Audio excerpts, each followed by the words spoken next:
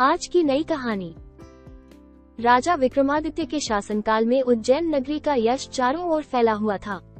एक से बढ़कर एक विद्वान उनके दरबार की शोभा बढ़ाते थे और उनकी 9 जानकारों की एक समिति थी जो हर विषय पर राजा को परामर्श देते थे तथा राजा उनके परामर्श के अनुसार ही राजकाज संबंधी निर्णय लिया करते थे। एक बार ऐश्वर्य पर बहस छिड़ी तो मृत्यु लोक की भी बात चली।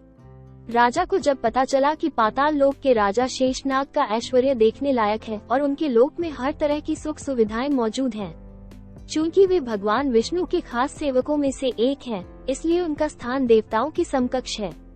उनके दर्शन से मनुष्य का जीवन धन्य हो जाता है। विक्रमादित्य ने सशरीर पाताल लोक जाकर उनसे भेंट करने की ठान ली।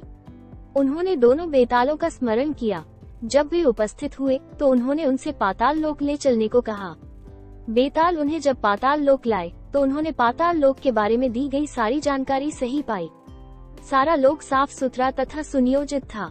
हीरे जवाहरात से पूरा लोक जगमगा रहा था।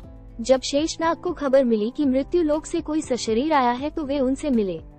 राजा विक्रमादित्य ने पूरे आदर तथा नम्रता से उन्हें अपने आने का प्रयोजन बताया तथा अपना परिचय दिया। उनके व्यवहार से शेषनाग इतने प्रसन्न हो गए कि उन्होंने चलते वक्त उन्हें 4 चमत्कारी रत्न उपहार में दिए। पहले रत्न से मुमांगा धन प्राप्त किया जा सकता था।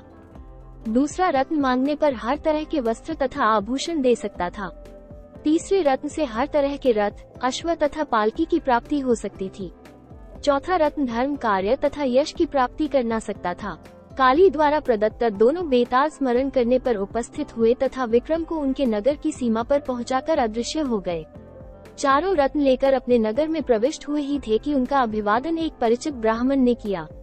उन्होंने राजा से उनकी पाताल लोक की यात्रा तथा रत्न प्राप्त करने की बात जानकर कहा कि राजा की हर उपलब्धि में उनकी प्रजा की सहभागिता है। राजा विक्रमादित्य ने उसका अभिप्राय समझकर उससे अपनी इच्छा से एक रत्न ले लेने को कहा। ब्राह्मण असमंजस में पड़ गया और बोला कि अपने परिवार के हर सदस्य से विमर्श करने के बाद ही कोई फैसला करेगा। जब वो घर पहुंचा और अपनी पत्नी, बेटे तथा बेटी को सारी बात बताई तो तीनों ने 3 अलग तरह के रत्नों में अपनी रुचि जताई। ब्राह्मण फिर भी किसी निष्कर्ष पर नहीं पहुंच सका और ऐसी मानसिक दशा में राजा के पास पहुंच गया।